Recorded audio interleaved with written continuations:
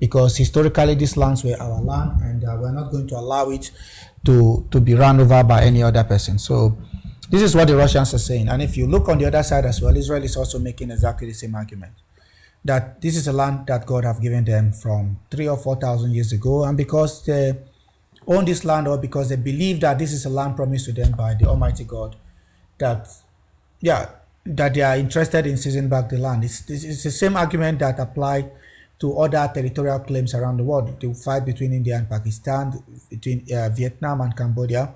But today I want to use this theory to underpin, or to explain the idea behind why Israel is doing what they're doing today, not just in Gaza, but in the West Bank and in some areas in Lebanon and Syria, because the claim over this land, or the right that they claim over this land, they believe is enshrined in the Bible and other holy books like the Torah, that God have promised them this land going back, 1,000 years, and so on and so forth. So what is the original term? From the Italian phrase, Italia Irredentia, meaning unredeemed Italy. Okay, we need to go back a bit to see how it. And by the way, if you look at the video I posted on this, it's the idea of Irredentism goes back a long time, particularly in the 19th century. Italy and under the leadership of Benito Mussolini coined the term as an idea to take back land that they believe were territorial areas that historically belonged to Italy, including some parts of Switzerland, including some parts of I think France and other places that they believe there were Italian speakers there. So the word means Irredentia, meaning unredeemed Italy, referring to lands Italy sought to unite after its unification in the 19th century. Now, what is the core idea of this principle? And according to the Italians, our land is not complete until all of our people or territory are united under one flag.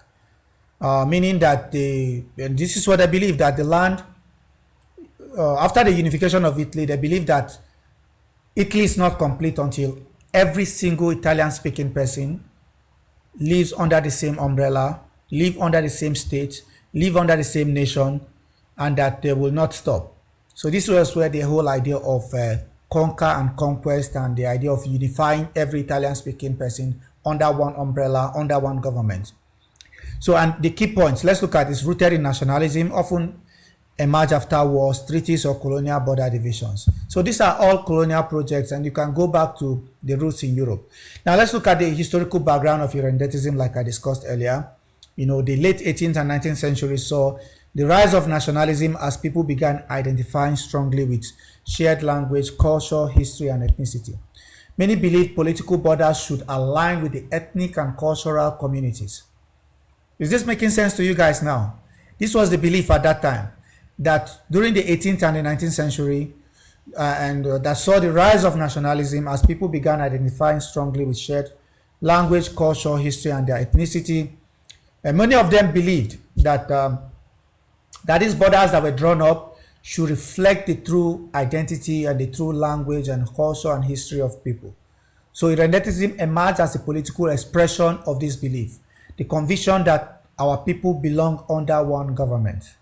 This is the Italian roots, or the history of Irredentism, like I explained earlier. So let's look, the Italian roots, like I said, came from the word Irredentia, and let's look at the expansion as well beyond Europe. After the collapse of the empires, meaning the Austro-Hungarian Empire, the Ottoman Empire, and the Russian colonial Russian Empire, and this spanned within the period of between 10 and 15 years. Most of these empires collapsed.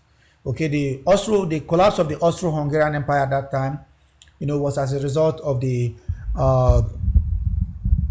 was the direct result of the assassination of the Archduke Franz Ferdinand, who was murdered in Sarajevo by a group called the Black Hand. And this is a topic as well we can discuss another day, which eventually led to the First World War and the changing and shifting of borders that happened right around that period.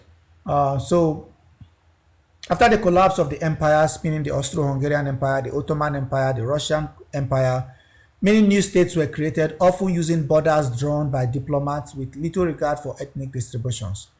So there was no real regard for understanding the ethnic configurations, that were in existence in Europe and beyond at that time, and they were just drawing this border. And you know what happened in the Middle East as well, as a result of what they call it came as a result of what they call the Sykes-Picot Accord that drew the borders, very arbitrary borders that were drawn up without regard to the pre-existing arrangements. And in Europe as well, the idea of Irredentism, like I said, spawned or came out of the unification of Germany in the early 19th century, right around that period, and the idea that every Italian person must live under one government, that they must all live under one flag, that they must all live under, because they have a shared identity, they have a shared culture and history and identity, and there's a true belief that they should all live under one umbrella. And this is, even before the emergence of Benito Mussolini as the leader of the Kingdom of Italy at that time, this was what was, the idea, and this was what people thought should happen. So Irredentism became a rallying cry in Africa, Asia, and the Middle East as newly independent states sought to reunite divided population. Again, I want to go back to the idea of Irredentism. How did it emerge? The history goes back to 19th century, particularly in Italy.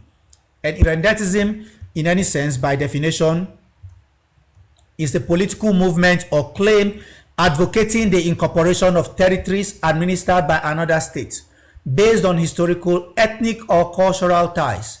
I'll say that again. It's a political movement or claim advocating the incorporation of territories administered by another state based on historical, ethnic, or cultural background. And what this simply means is that, particularly in Europe, after the creation of this nation, the idea of the nation state, which came with borders that were quite irregular and did not conform with the identities and the culture of people at that time. So in Italy, they say Italy will not be complete without every single Italian living within the same borders under one government.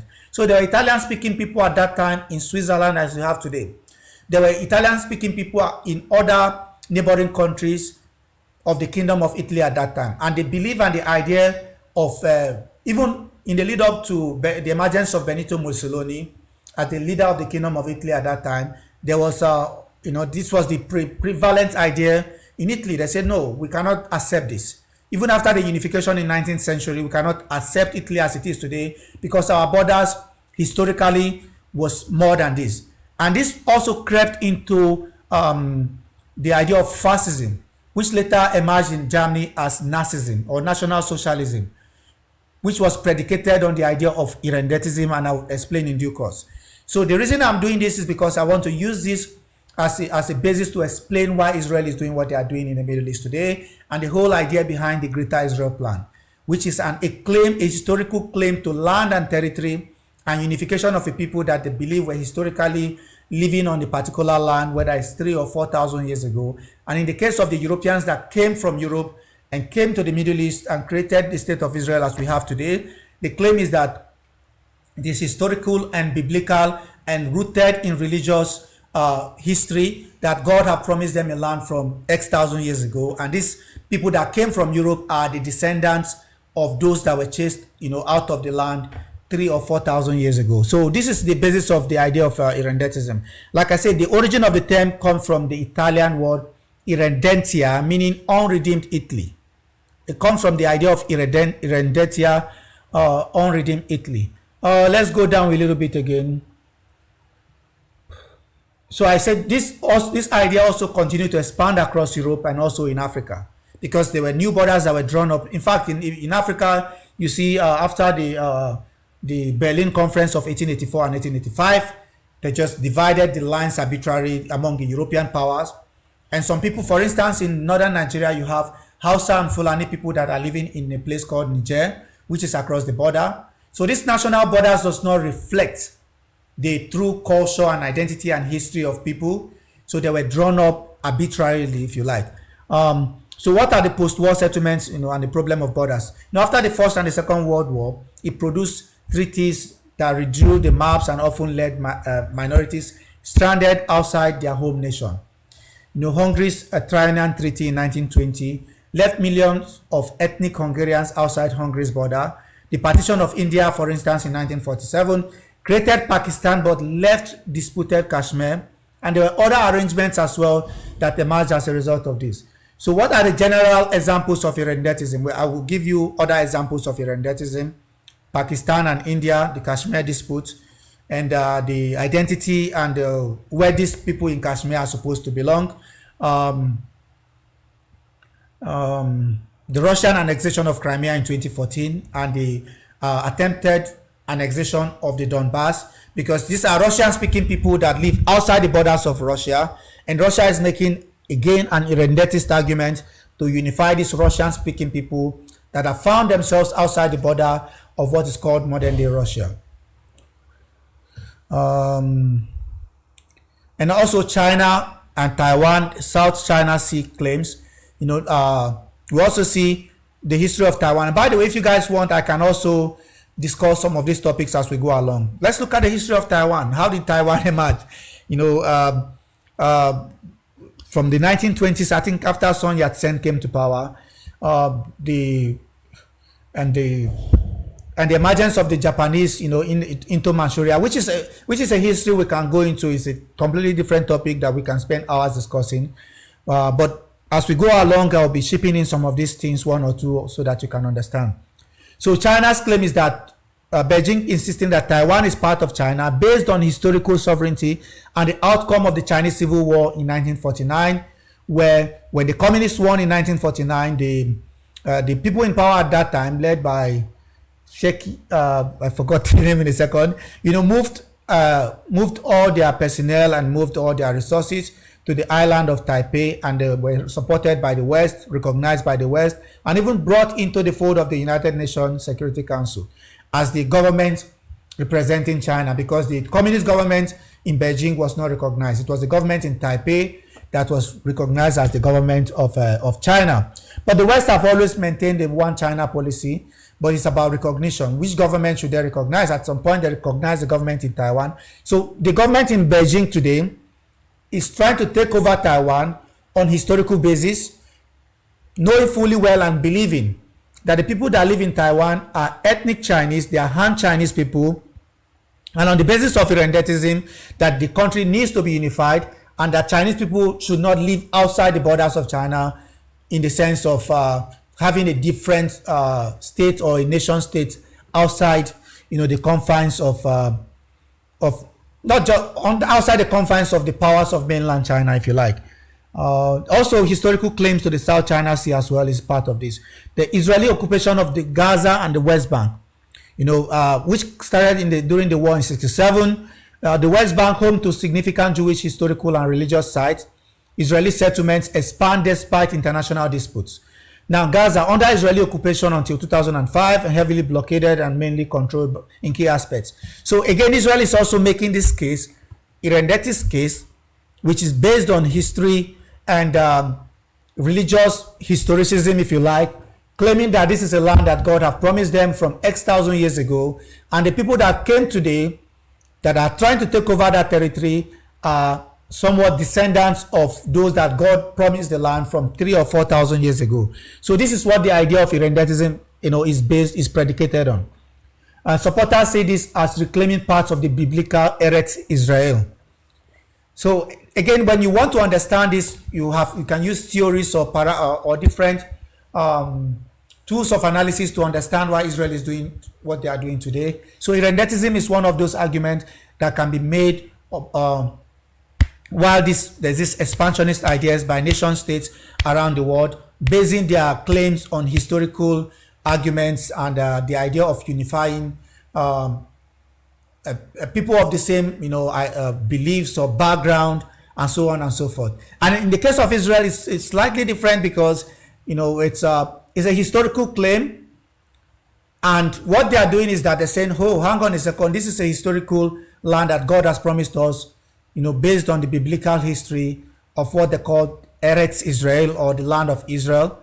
Therefore, the descendants of those that were chased out of the land 5,000 years ago ended up in China and becoming Chinese over the course of this period, ended up in India, and they have now been, acculturated into those cultures. So there's a need to remove them from those places and bring them back to the land that God have promised them, that their forefathers and their ancestors have lived upon this land before they were expelled 5,000 years ago. So this is the historical basis or argument that Israel is making why they have to take over this land, if you like. Hungary is another one, post-Trianon territorial interest. Treaty of Trianon in 1920 reduced Hungary's territory by 2/3, leaving millions of ethnic Hungarians in Romania, Slovakia, and Serbia. While modern Hungary officially respects current borders, nationalist rhetoric sometimes calls for closer ties or even territorial revision. So in Hungary today, for those of you that are from Europe, you understand what I'm saying. So historically, there were territories that they lost as a result of the Treaty of Trianon in 1920, and now they are calling for a greater Hungary. Israel is calling for greater Israel. Russia is calling for greater Russia. So these are all the arguments people make on the basis of Irredentism. And I want to show you something quickly which I found on this random website. So they talk about the land of Israel. So Cyprus belongs to Israel and was called the island of Dan. The borders of Israel stretch, let's go, from the Nile River to the Euphrates, eastern Egypt, Jordan, eastern Egypt, Sinai, Jordan, part of Saudi Arabia, Kuwait, part of Iraq, Syria, Lebanon, and part of Turkey are within the biblical borders of Israel. They are occupied territory, according to Rabbi M.M. Schneerson of Lubavitch Shabbat on the borders of Israel. Now let's look at the land of Israel. So this is, what they believe, and so there are basically questions and Q's and A's that you can look at during the course of this. But let's go down a little bit so I can show you what they mean, what they truly mean by that, including Cyprus. They believe that Cyprus is part of Greater Israel. So the land of Israel, they believe, stretched from the western confluences of the Nile Delta, encompasses all Sinai, part of northern Arabia, Kuwait, Jordan, Lebanon, Syria, parts of Iraq, southeast Turkey, the island of Cyprus, and stretched along the Euphrates River and beyond. This is what they believe. So this is the biblical borders of the land of Israel. This is what they believe, that is the biblical borders of the land of Israel. It's a huge expansionist idea by Israel to control, most of the major rivers and the major water bodies in the whole of the Near East or Western Asia. Now this is what the first map, the map below is not the British arm, but the Kolhator. They drew it up after consulting with Brit arm, but we do not necessarily agree with how. Okay, so let's look at the Greater Israel map as they claim today. How do I look at? Can you guys see from this area? So this is what they believe is the Greater Israel map. all the way to the Black Sea, to take land from Turkey, to seize almost between 40 to 50% of Turkish land today, taking some parts of Syria or the entirety of Syria. So this is what I believe. Syria, Iraq, Jordan, all these places they believe, including the northern part of Egypt and the whole of the Sinai, they believe belongs to Eretz Israel, or the historical, Israel. The map of Greater Israel, understood by. So let's look at this as well. So it depends on the one you see. You want to take a look at. Some of them stretch all the way to the Black Sea, cutting Turkey in half, and taking the whole of Syria. You see, the whole of Syria they believe belong to Israel. Even all the entirety of southeastern Turkey, where you have the Kurds today. So they are not supporting the Kurds because they love the Kurds. They are supporting the Kurds because they believe the Kurds are weaker to smash land from them after helping the Kurds to take territory from Israel, from Turkey. Then Israel can go and take that territory from the Kurds and unite all of them under the Greater Israel project, including some parts of northern Saudi Arabia, including the entirety of the Sinai, and some parts of Egypt. This is what they believe. With the land of Israel encompassed not... Some people are asking like random questions and so on and so forth. So this is from the Brit arm. So this is the whole idea of the Greater Israel project. And the reason I'm doing this is because I decided to come up with the idea of Irredentism, which I explained earlier, for you guys to understand the historical thrust or the historical basis of this of this conversation. Why is Israel claiming that the land belongs to them, and that this is a land that God has promised them from 3,000 or 4,000 years ago? So if you want to know more about Irredentism, I can create a master class on that as well, that you guys can get if you want. Basically, all of the beachfront. Exactly, they want all of the beachfront. You see, there's another map I saw that I want you guys to take a look at. This is the old map. I mean, if you look at this one, the Black Sea, the Persian Gulf. See, the Black Sea, the Persian Gulf, the Mediterranean Sea, and the Red Sea. Israel will have, it's like a tripod. It's like a tripod. They will have their head and the two tails stretching into the Red Sea, the Persian Gulf, the Mediterranean Sea, and the Black Sea. And they want to unite to create a greater Israel project, because this is what they believe that God has promised them from X thousand years ago. So if you have any question in this regard, you can contribute to the conversation. But this is what I wanted us to look at today. By the way, thank you so much for joining. For those of you that are just joining, thank you so much for joining the live stream. Don't forget to like and share. Yeah, we have 1,700 likes and we have 15 people. We can take this to 10K likes in no time. Let's get it to 10K likes and I don't know, 20, 30, 40 shares, 100 shares. That can be done easily. Yeah, it's easier to have this kind of live stream where I can, I'll be able to talk about different points without people like yelling over each other and screaming over each other and so on and so forth. Thank you, Canary. Thank you so much. I mean, this is what Israel said they want. I don't know whether or not they will do it. This is the argument they are making. This is what they believe, belongs to them, that God has promised them this land from X thousand years ago. Okay. Let's take a look at this. Look at all the Greater Israel projects.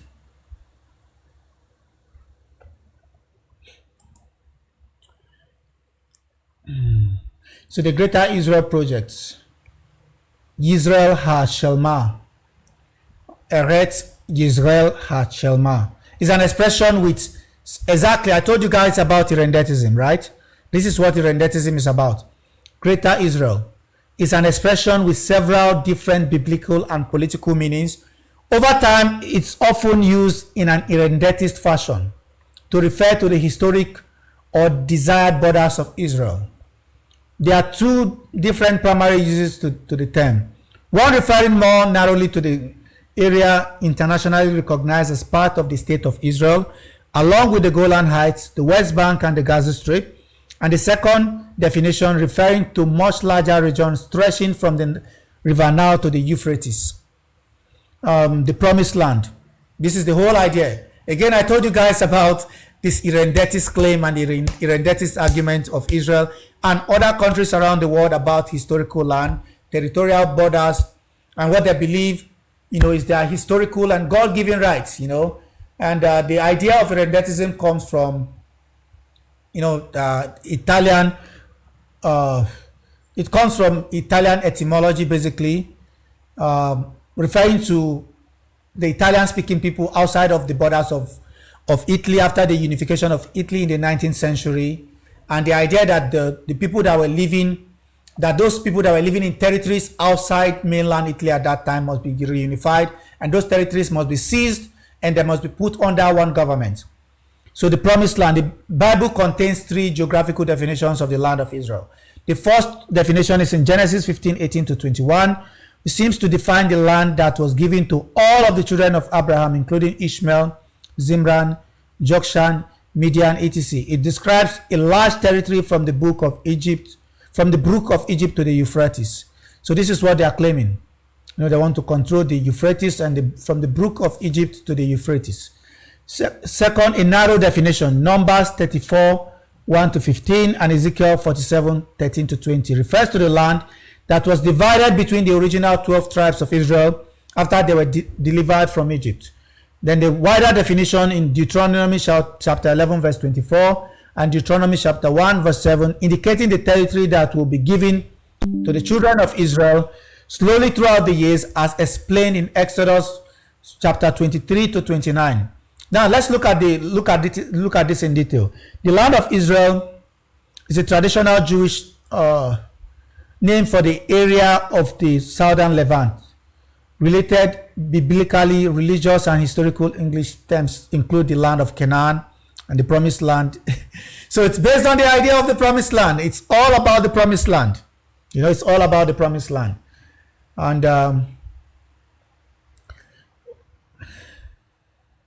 this is insane, guys. Irredentism is a real thing. It is about irredentism. Let's look at the maps. Let's just go.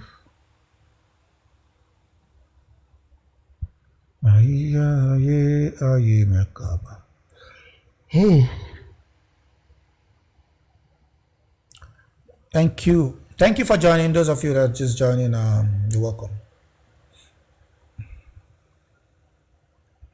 Thank you for the likes and the shares. So this is what they want. They want to control the Gulf of Aqaba, the Red Sea, because they want the whole of the Sinai. This is the Sinai, guys. They want the entirety of the Sinai, so they can control these two water bodies. They can have their foot in the mud. And they say Cyprus. They also say that Cyprus was originally part of Israel, so they want to take Cyprus. So they have a big problem with Turkey on the going forward, right? And they want to take the entirety of the southeastern Turkey all the way and to connect to the Black Sea. Well, that's an audacious plan. Audacious plan, I'll say. And they want to control the whole of Iraq, the whole of Syria and most part of Iraq, to connect with the Persian Gulf. Yeah, look, people think these guys are like the biggest enemy in the region, apart from Egypt, is also Turkey. It's not even Iran. The whole stuff with Iran came recently.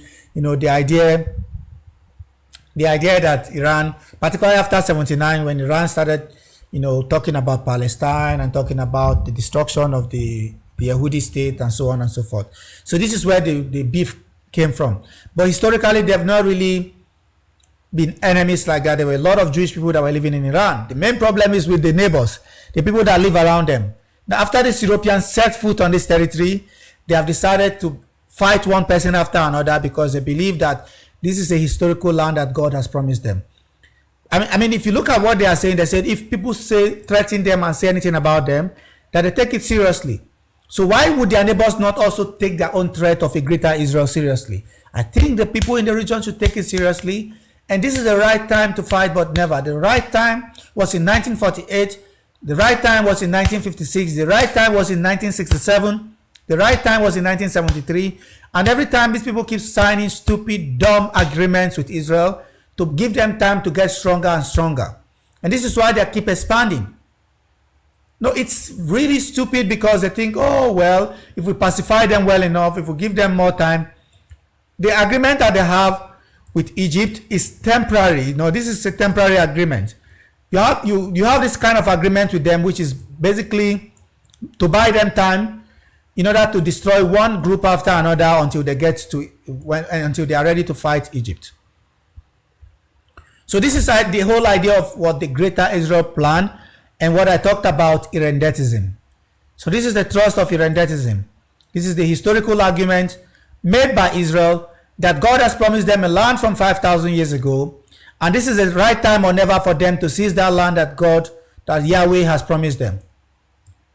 It is messianic. It is superstitious. It's a very dangerous belief that somehow God promised them a land, and a lot of people actually believe this. The topic today is irredentism. I'm going to write it on the board so you can see. It is irredentism. I had it up there before I took it down, so I'm going to write it again so you can see.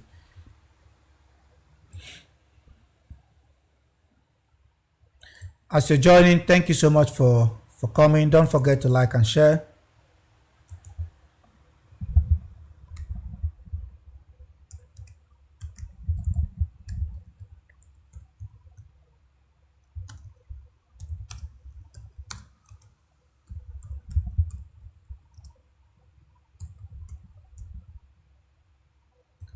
Oh,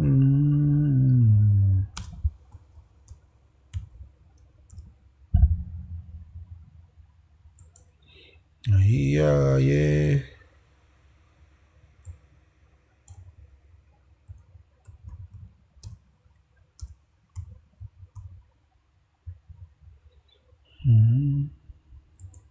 How do I? How does it feel? How does it feel? How does it feel? Okay, I need to. I don't know whether I use comic. It's greater. How does it feel? Okay. And so I need to put this Irredentism and the Greater Israel Project. Can you guys see it now? Thank you. And I have talked about a few of these already. I've explained the idea of Irredentism, and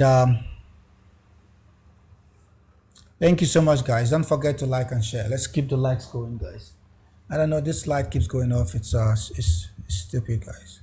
I don't know why this slide keeps going off. Thank you for joining. Thank you for joining, guys. Couldn't capture. I don't even know what they're saying. That's just Google Map, bro. I don't know what you mean is just Google Map. I just went through the whole process of explaining the concept of Irredentism. Welcome back.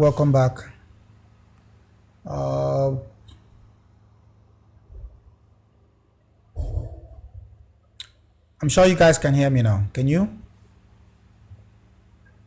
So when you say this is just a Google Map, the reason I put it up is for it's for you guys to see the whole idea behind the Greater Israel Project. And for those of you just joining, I can run through the concept of Irredentism like I discussed. Irredentism, the politics of unfinished borders. This is the topic I decided to talk about today. And I went for that. I also talked about the idea of Irredentism. What is Irredentism about? It's a political movement or claim advocating the incorporation of territories administered by another state based on historical, ethnic, or cultural ties. What does this simply mean? It means that states as they are today are laying claim to territories that they believe are historically theirs, that either on the basis of the ethnic groups that are from those countries living outside the borders, or a claim that they believe is historical or religious. So the idea of Irredentism, particularly Jewish Israeli Irredentism, is predicated on the idea that God promised them a land from 5,000 years ago, and the people that came from Europe in the 20s and the 30s and the 40s are the descendants of those that God promised the land from that time period on the basis of biblical claim, and that they have come back to reclaim that land. And I also gave you other examples of Russian Irredentism. Russia is claiming that the Russian-speaking people in the Donbass and in Crimea are historically part of Greater Russia, and they are living outside the territories of Russia. Therefore, they must expand on the basis of Irredentism to incorporate all this land. The idea behind Irredentism is rooted in 19th century Italian politics. And I'll explain that. Now, the term Irredentism is from the Italian word Irredentia, meaning unredeemed Italy. So what that simply means is referring to the land Italy sought to unite after the unification in the 19th century. Meaning that there were Italian-speaking people that were living in territories outside of Italy at this time period, in places like modern-day Switzerland, that there were Italian-speaking people. So the goal is to unite those territories, to take over those territories, and put all Italian-speaking people under one umbrella, under one government, because they have similar historical and cultural ties. It's exactly the same thing that Hungary is also making, because after the treaty that was signed in 1920, Hungary lost most of their territory, and Hungarians found themselves in Romania and other countries. So the borders that were drawn up in Europe, especially after the emergence of the modern nation states, created a lot of arbitrariness. It created a lot of irregular borders that does not cover, the cultural and historical ties that some of these people have. So the Germans said exactly the same thing, that they were Sudeten German people that were living outside the territory of modern day Germany. Therefore, they needed to go there to capture those territory and unite the Germanic people in places in Czechoslovakia, or what they used to call Bohemia and Moravia, and in modern day Poland and even Austria. So they said there were Germanic people living in this territory, and there's a need to take over this territory to unify them. Now, how does this apply to Israel? Israel is making exactly the same case for Greater Israel that I talked about earlier. If you want to see this, I pulled this up. Or for Greater Israel, Israel is making the same case for Greater Israel. It's an expression with several different biblical and political meaning. Over time, it has been used. It is an irredentist fashion. It has been used in an irredentist fashion to refer to historic or desired borders of Israel. So this is the whole idea of irredentism. And the basis of this, or the thrust of this argument, is that Israel is doing exactly the same thing, claiming that God has promised them a land from X thousand years ago, and there's a need for them to now take over these territories that they believe that God promised them. Does that make any sense? Thank you very much for joining, and for those of you that are tapping and sharing. It means a lot. And if you want to look at it, this is like, because I was trying to show you guys this is what they claim to be historical land, Israeli land. And it depends on which of the map you see. Some of them goes all the way to inner Anatolia, to take some parts of Turkey, take some parts of Saudi Arabia. So this is the whole idea of the Greater Israel Project. On the basis of what? Irredentism. Can somebody write irredentism in the comment section? Let's go. On the basis of it, never you forget this. It's a theoretical framework for understanding why Israel is pursuing the Greater Israel Project and why we have so many border wars around the world. It is predicated on this very idea of irredentism. Do you understand? Do you understand? Very good. So when I put up the map on my, I put up this map and somebody is telling me it's just Google Map. The reason I have this map up is for you to understand the claim that Israel is making all the way to Cyprus. They believe that this is a historical land that God has promised them. They want to go take the whole of Syria all the way to inner Anatolia. Some of them are even arguing they should go all the way to the Black Sea. That they want it all the way to the Black Sea. That they want the entirety of Syria. They want to take some part of Iraq to connect with the Persian Gulf. And the biggest enemy for Israel, and the biggest block for Israel in terms of achieving this irredentist thank you very much. Irredentism is the tool, is the theoretical framework for understanding this Greater Israel Project. It's very important.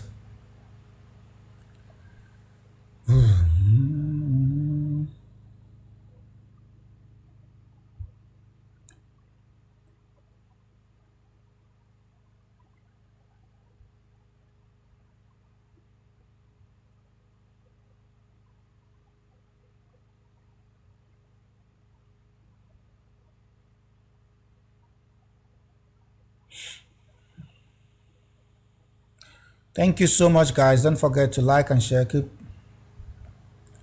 Hey. By the way, guys, I decided to cut my hair. Take my hair off. Yeah, it feels empty. I feel empty without it, but it's okay. Thank you so much, guys, for liking and sharing. Thank you for joining the live stream. Don't forget to continue to like and share. Today, the conversation is about irredentism, and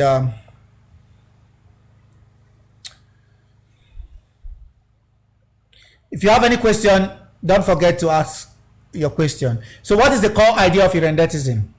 Like I said, it is rooted in 19th century Italy.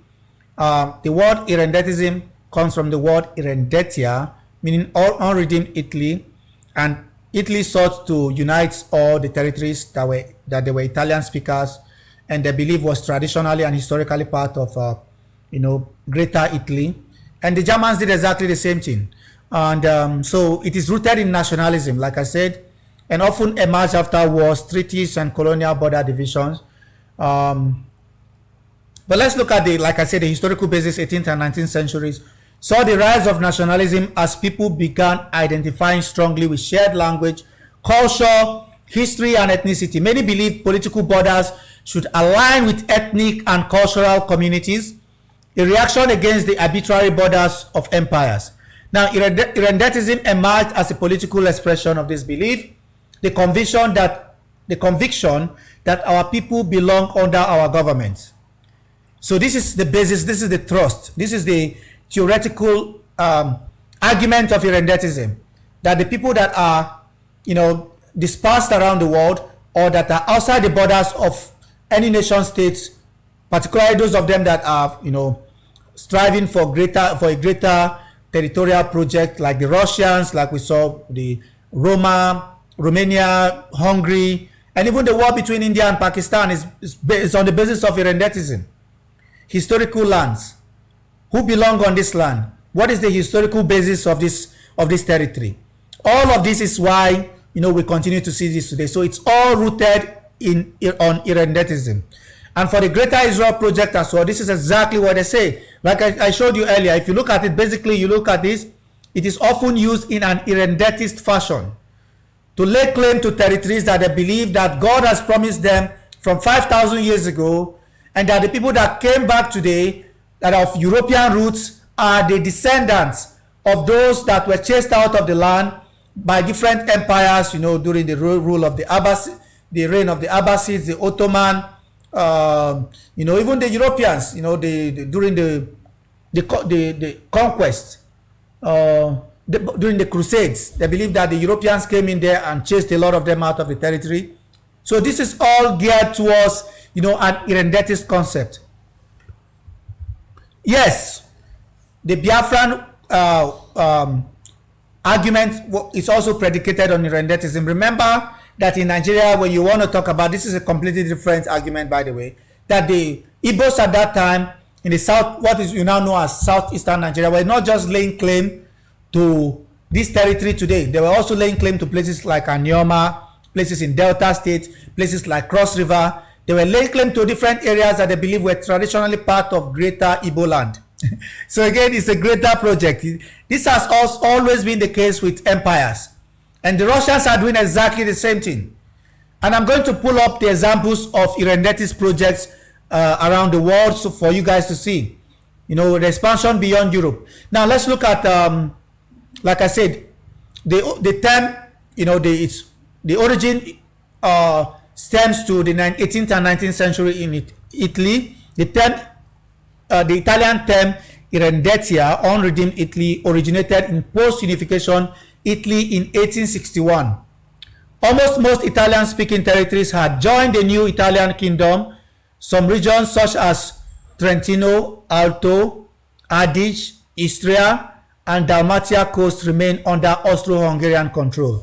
So the basis of this argument is that there's a need to unify these territories that they believed were part of Greater Italy.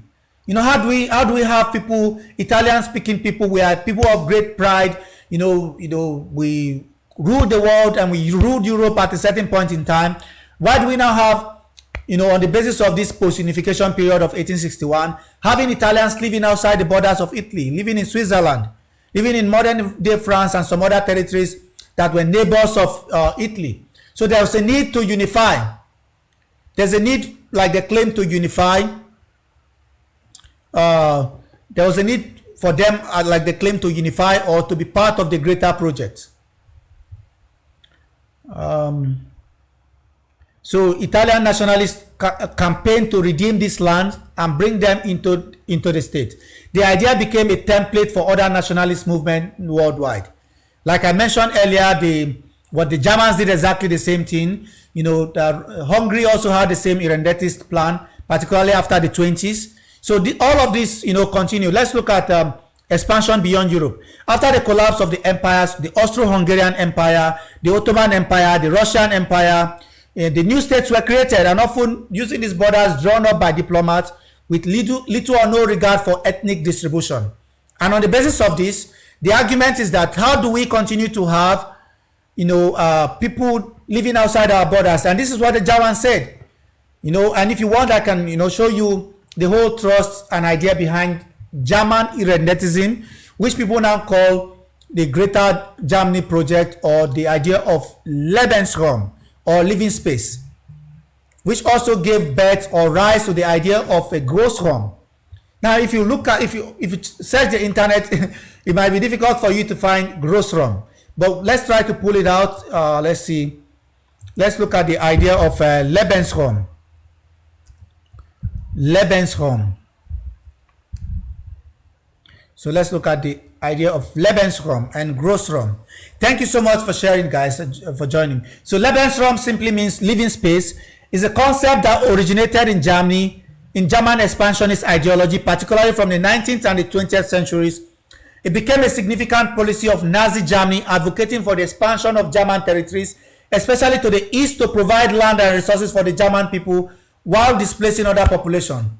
Well, if you also look at the idea of Lebensraum, or living space, it's also predicated on the theoretical idea of Irredentism, because the Germans, the claim that the Germans made at that point was that, let's look at this for a second. I'm trying to show you something.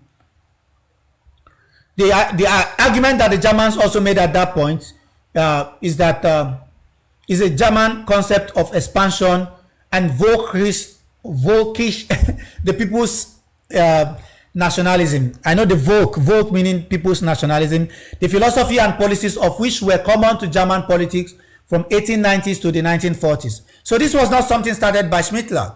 This was not an idea or something started by the Third Reich. It has been rooted in German politics from the 1890s. Exactly the same thing in Italy. So this has been a concept in Europe of people seeking other territories to unify either the Germanic people or the Italian people, and so on and so forth. So it's not new. And if you look at the principles and the application of this policy today, as we are seeing today that Israel is doing, it's not different from what happened in the 20s and the 30s, both in Italy and in Germany. Whether you want to look at the idea of a living space. And if I put up the map of the Greater Israel Project, like I tried to show you guys earlier, Israel believed that this territory is too small. They are looking for an expansion. They are looking for, in military terms, strategic depth. They are looking for living room or a living space to accommodate other, Jewish people for 1,000 years. It was the same thing that they claimed. And what is this predicated upon? A biblical promise by God, that God has promised them the land from 5,000 years ago, and that the people that came from Europe are the descendants of those that God had promised the land from X thousand years ago, and they are just coming to take over the territory and take over a place that God had already promised them. So what is the need of them, coming to fight and struggle? Everybody should just give it up and leave.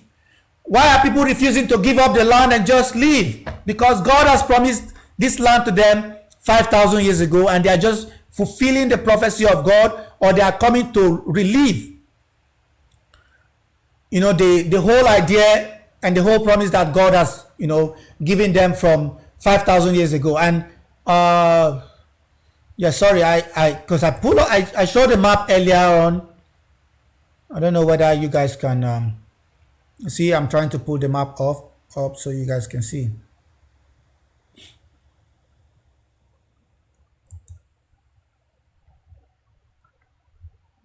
If you have any question, you can leave it in the comment. So the map of the Greater Israel info, I'm trying to see whether this map is going to pop up. The concept of Greater Israel presented by the map below shows highly contentious. I don't know why the map is not coming up.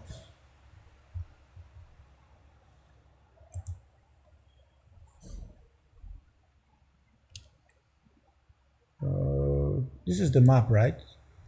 So it's supposed to show up.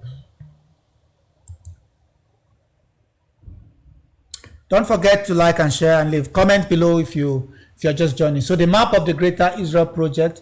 I'm trying to pull up the map, but it's not showing up. Thank you for joining, guys. For those of you that are joining, don't forget to share. It's very important for you to share this video if you're just joining. Let's look at another map.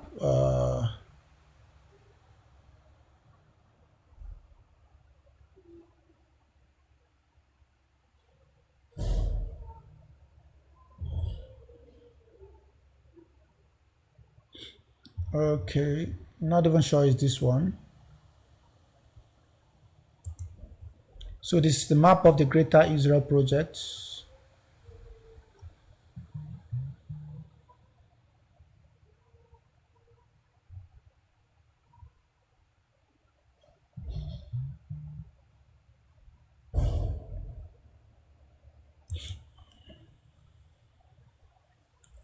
This is what they believe that God promised them. So if you look at the map of the Greater Israel, it depends on which source you're looking at. So this is current affairs.ada